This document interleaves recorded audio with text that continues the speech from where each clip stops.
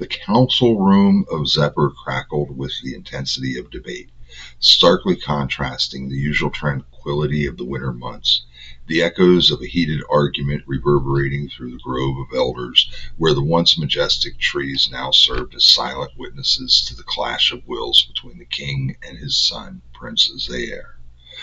The nobles in the council room sat glued to their seats, each representative of the first 15 elves watching the debate between their king and his son, Prince Zyair, reach a boiling point. The angels in Andratus are indifferent to the welfare of the elves and other races. They obstruct progress and suffocate us with their laws. They have led our proud nation of Zephyr into war and left us to clean up their mess. All because the gods and goddesses, who no longer walk among us, entrusted them with power. They have stationed angels as ambassadors in every country in Emphalis to deter us from challenging their archaic system, where the angel king reigns supreme over all Emphalis.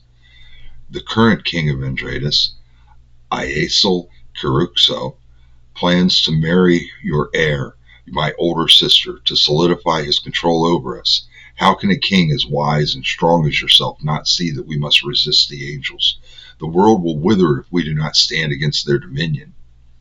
The room erupted in applause as Zyair concluded, yet his focus remained on his father's impassive face, which had not wavered during his speech or any of Zyair's previous arguments. You do not understand what you seek or the blood you must spill. You have thoughts, views, and sentiments, but do you have action? Do you have the very thing you need to make your ideal a reality? Can you sacrifice all for the world you would seek? You have the ability to and the knowledge, but do you have the audacity and the selfishness required to throw a peaceful world into chaos for an unknown you only perceive to be better? As he finished, the king rose from his seat, his brown eyes locked on Zyair's dark blue ones. The nobles retreated toward the walls formed by the trees, carrying their chairs with them, a physical manifestation of the unease that filled the room. The sudden change in the atmosphere took Zyair aback. His heart pounding, he glanced around at the nobles who seemed to urge him onward. However, he was uncertain about why they encouraged him. Did they want to see his vision come to fruition, or were they hoping his father would cut him down? Was he, Zyair, so confident in his ideas that he would do whatever was necessary to achieve them? The weight of his decisions hung heavy in the air, casting a shadow of doubt over his resolve. Zyair had no weapon, and an ancient spell enacted by a primordial angel prevented magic from being cast within the council room. With only his hand and his ideas, could he sacrifice his father and the world before him to the uncertainty of chance? He steeled himself and stepped forward as his father drew his signature weapons, two elegant daggers gifted to him by previous king of Andratus, Jarek Kurxo. Zyair rushed towards his father, channeling his energy to boost his physical abilities. He knew he could not use magic within the Grove of Elders, but that restriction did not prevent him from reinforcing himself. His father parried Zyair's first blow, but the force of it caught him off guard, causing him to drop to one knee. Zyair brought both hands together to hammer down on his father's head, but his father caught the blow early in its descent. Zyair jumped away as his father swung horizontally, trying to disembowel him. "You mean to kill me, do you, father?" asked Zyair as he further fortified himself, hoping to buy a little time to do so by conversing with his opponent. "The weeds you call ideas have withered away the sun who bloomed where you stand. You are an aberration, an abomination, a damnable elf to be extinguished at all costs, a void that seeks power, hoping to drag others into the darkness of the abyss. If I should fail, twilight shall take you. A void like yours will devour all who oppose it, only to bring those into the balance of order." "You have it all wrong, father. Iasel is the dark void. He will plunge all of Zephyr into darkness and oppression.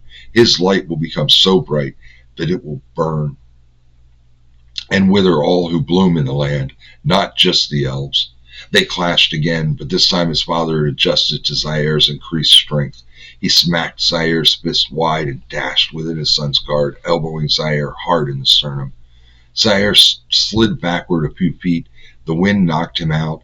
As he tried to regain his breath, the king was upon him again, his king eyes choosing his targets carefully.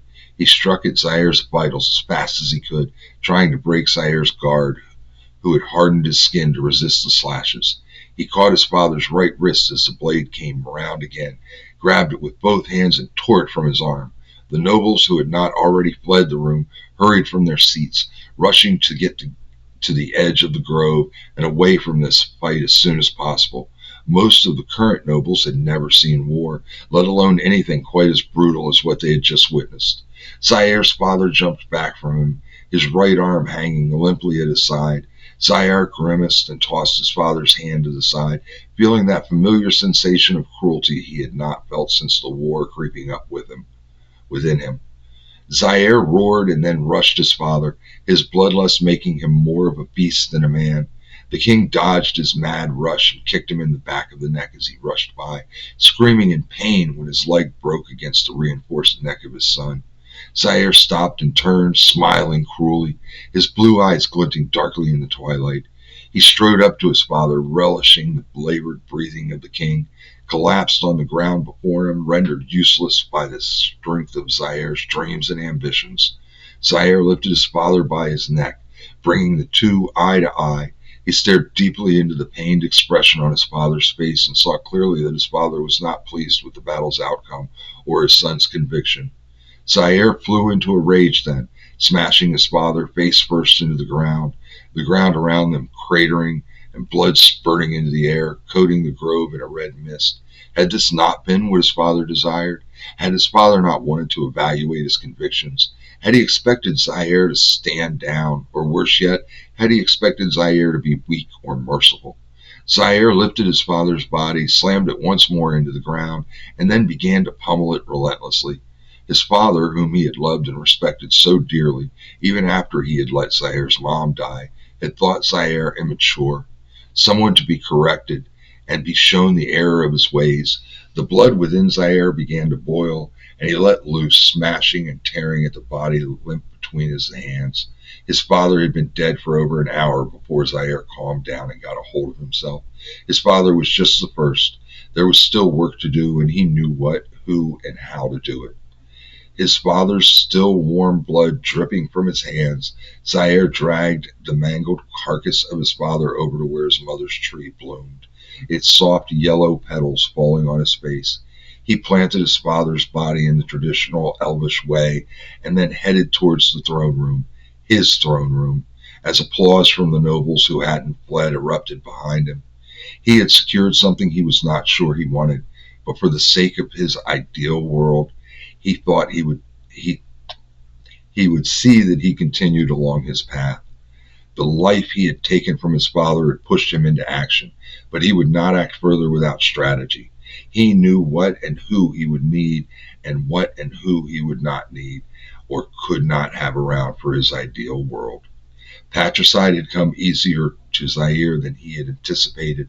In some form, he had even loved his duel with his father and cherished every drop of blood spilled from the old Elven king. At the age of 763, his father had been no match for a prime, battle-hardened Zyair. Even his centuries of experience had made him no more of a challenge than a training dummy with a live weapon.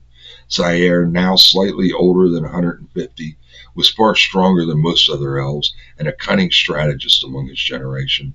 In his 130 years as an active combatant, he had fought alongside angels and their king, Aesha Kirksu, against the demonic horde before Aesol had sought to marry his sister to secure angelic control over the elven kingdom of Zephyr. Zyair scoffed and spat at the thought of Aesol and his fiancée, Zyair's sister, Aria Alela. Neither Aria nor their father had believed Zyair's suspicions about the angels, leaving him no choice but to win the noble's favor and murder his father to seize the throne before it passed to Aria, as his father had intended. After that, Zyair reached out to a defector from the angelic army, a general and Aesol's best friend, Cyril, who had fallen to darkness due to his lust for power and status. Now Zyair bided his time, sitting at the large white wooden throne, awaiting the arrival of Cyril and his victory over the angels. A sound of flapping wings heralded the entrance as the large doors to the throne room flew open, blown inward by a fierce gust of wind. An unnatural darkness seeped into the room, obscuring the light from the surrounding torches. Zyair raised his right hand, and the flames on the torches burned blue, illuminating the entire room with their glow. A man stood just 10 feet from Zyair, his long hair obscuring his face. Giant black leathery wings were folded against his back, likely what he had used to create the gust. He wore a steel breastplate adorned with the symbol of angelic royalty, a white holy flame, over a black tunic and brown trousers, on which he had thrown steel shin guards. He had cruel clawed gauntlets. He had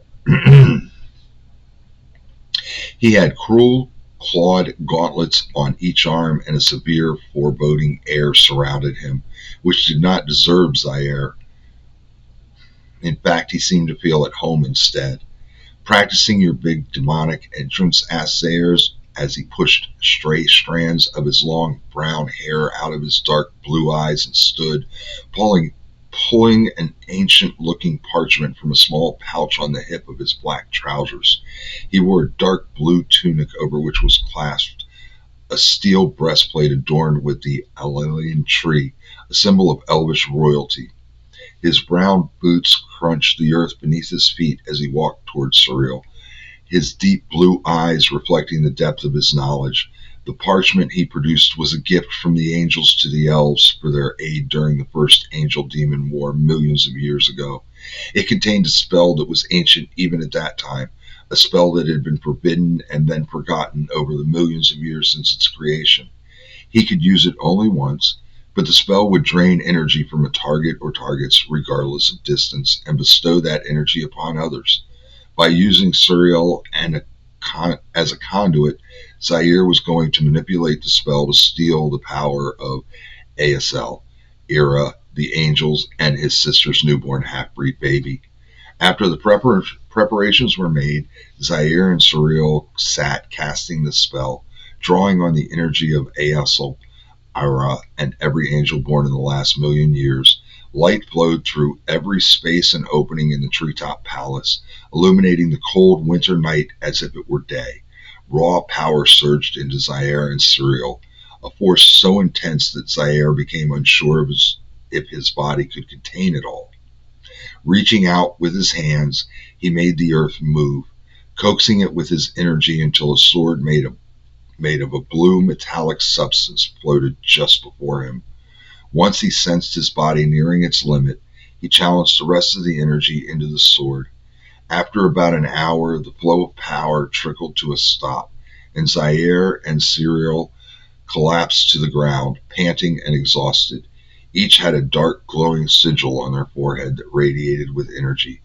Zyair used his new sword, Azora, to rise and turned to look at his accomplice, now ready to assault Iazel and Aria head-on, if they had even survived the spell. Before he could speak, he noticed that Cyril's appearance had changed significantly, and he seemed even more demonic than before. Cyril had grown a bone mask over the skin of his face, featuring two large horns about a foot long, which protruded from above where his eyebrows would be, pointed skyward. He now stood approximately 8 feet tall, 2 feet higher than before. Dark energy rippled around him, and glowing purple eyes stared back at Zyair through the slits in his mask. "What has become of me?" asked Cyril in horror as he realized he had been entirely transformed into a demon. His drive for power, as Asl called it, had led him to its predestined and inevitable bottom, dragging him down into the darkness he had once fought against so earnestly. He shed one last tear for his angelic grace and then fully embraced his demonic nature. Together they were set to travel to Anzu, the capital of Andradas, To eliminate the royal family and liberate all Emphalis from the angelic supreme king and the widespread oppression represented by the angels. All Cyril cared about was securing a high-ranking position among demon kind now that he was no longer affiliated with the angels. Zyair gestured for Cyril to follow him, then moved behind the throne and through a secondary exit to a cliff that overlooked the sea with the destination, Andreas, visible across that expanse. Zyair wrapped the Azura in bandages he pulled from his pouch on his hip and then secured it to his back, mentally preparing himself for his first use of this newfound power. It coursed through his body almost as if it had its own will and not merely responding to his thoughts or needs.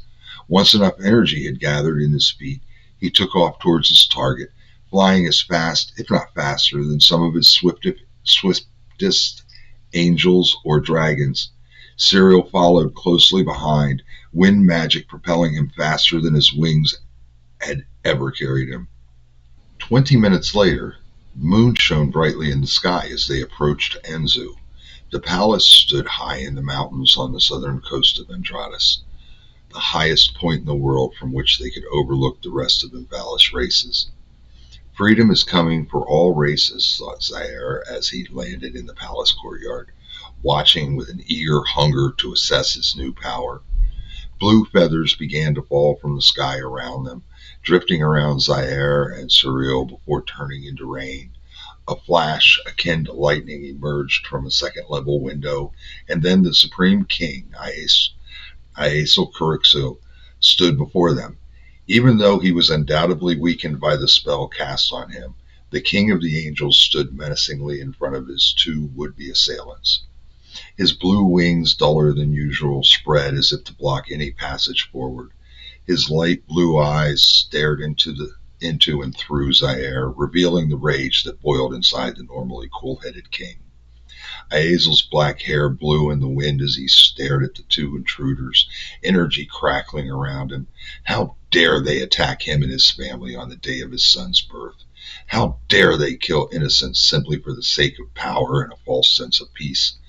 His blue tunic disintegrated as his anger peaked, leaving only his brown trousers and black boots.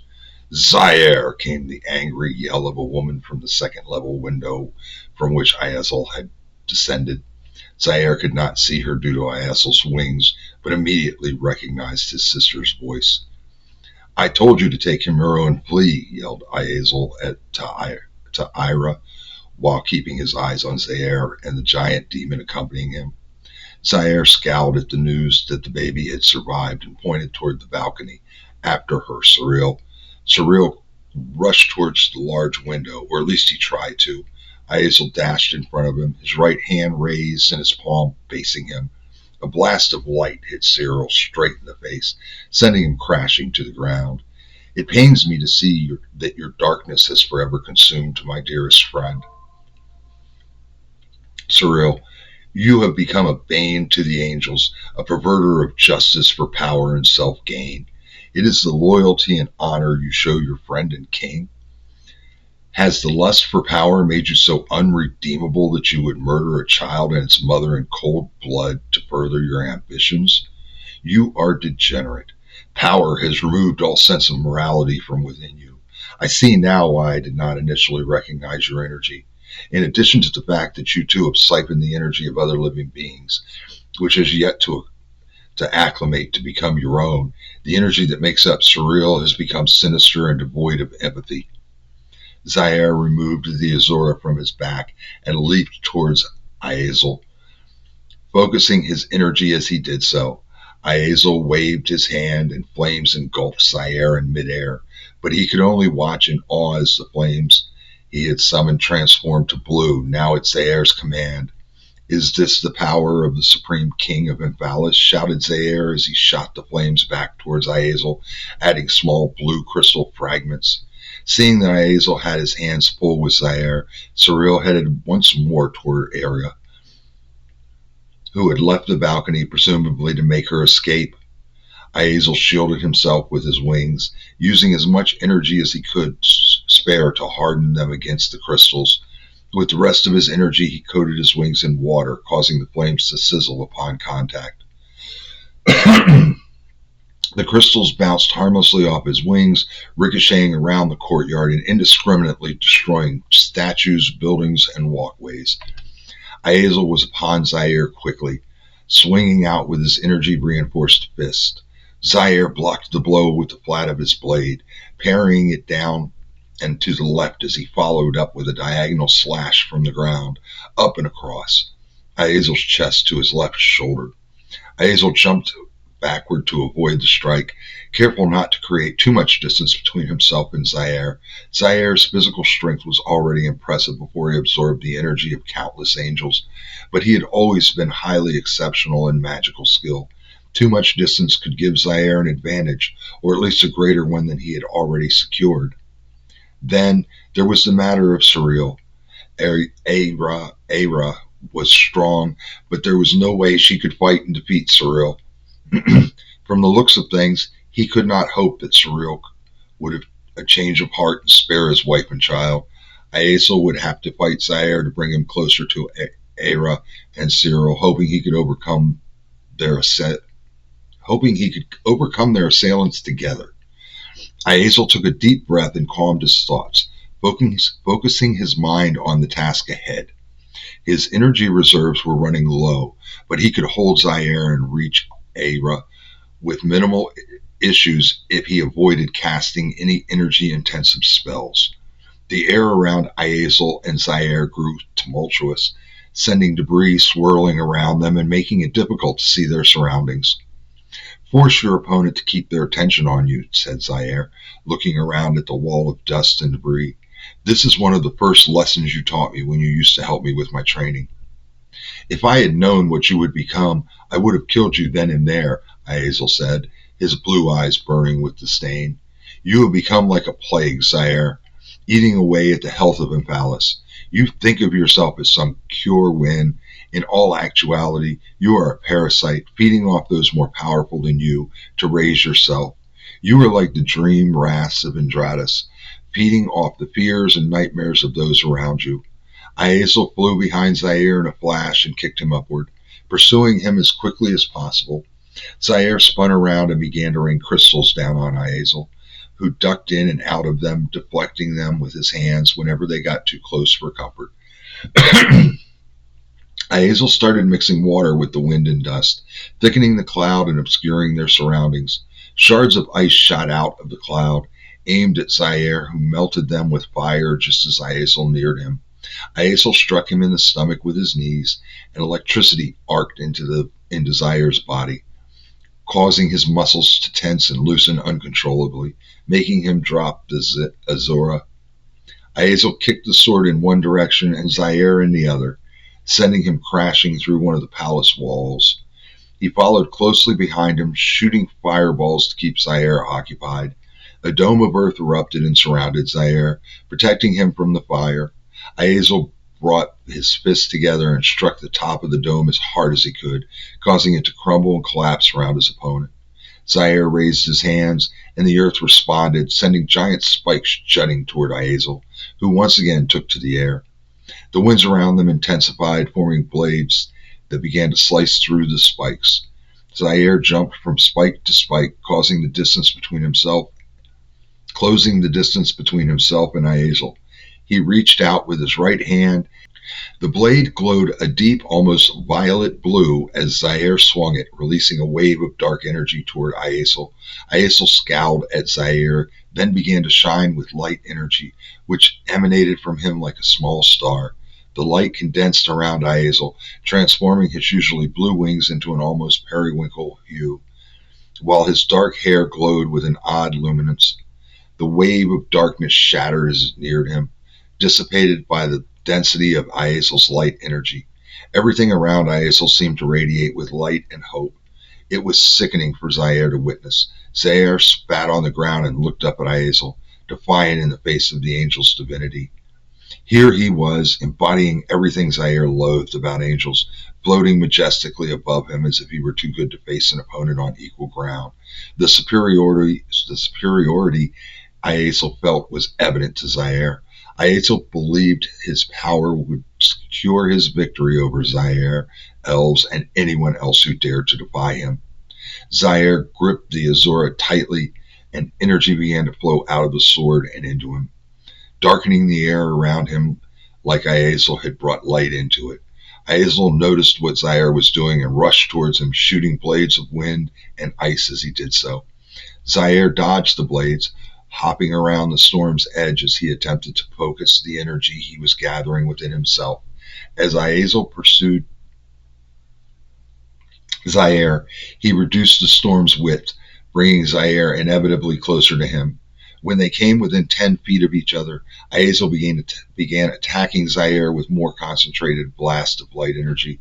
Zyair continued to evade these as the energy built up within him, reaching a point where he felt he might explode if he took any more.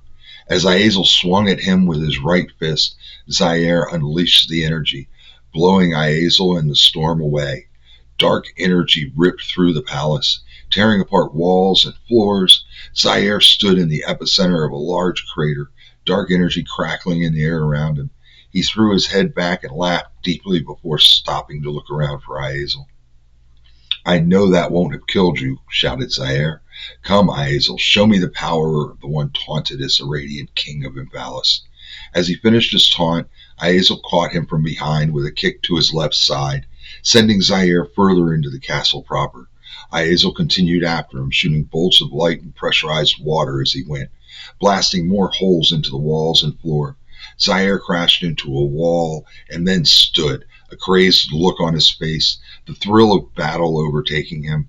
He willed the ground to move, and the earth carried him forward on a wave, sword raised to behead Iazel, who ducked under the blade and caught him in the back with a blast of blue fire. Zyair spun around and tried to hit Iazel with his flames, but Iazel was already well above him, his right hand raised in the air. The wind roared into existence and formed a vortex above Iazel as the rain began to pour down on Zyair. Zyair jumped into the air to try and meet Iazel, but the latter rose higher with his wings, staying just out of the former's reach. The temperature in the area began to drop, and Zyair realized he could see his breath in front of his face.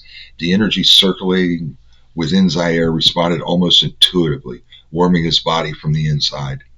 In winter, all things witness death. Freeze so the new spring can begin in Emphalis. As Iazel pointed a finger at Zyair, and he began to freeze from the top of his head down to the tips of his toes until he was nothing but a giant ice statue adorning the castle hallway. Iazel crashed to the ground, exhausted, his body wounded and his wings broken in several places. He stood up, looked back at his handiwork, and then started toward his chamber, where Ira would attempt to escape Surreal. As he neared the floor, Iazel chanced another glance at Zyair, who, to his surprise, was no longer frozen, but standing a few feet behind him, Azura raised to his back. "Always check your opponent's vitals," said Zyair as a blast of azure crystal shot from Azura straight into Iazel's back, sending him flying violently through the door, which was obliterated upon impact. As Ira dashed towards Surreal, knives raised, the door behind him suddenly splintered into shards, broken apart by the mangled mess tossed through it. The brutalized body of Iazel smashed into the ground next to Ira, cratering it slightly. His once shiny blue wings were battered and tattered, ripped to shreds, and bleeding from numerous wounds. Azure crystals of different sizes jutted from his body, jagged and cruel, with an especially large one about 8 inches in diameter lodged in his chest. Iazel's breathing was ragged, but he stood up, gathering as much energy as possible. Era rushed to his side and steadied him, ready to assist him in their assault against their assailants. "Why are you still here?" asked Zyair as he strode into the room, bringing a dread so sinister that Surreal shuddered. The darkness pouring from Zyair was unlike anything he had ever seen or experienced. Even some higher-level demons and the demon lord they had fought in the last war did not radiate an aura of despair as intense as this.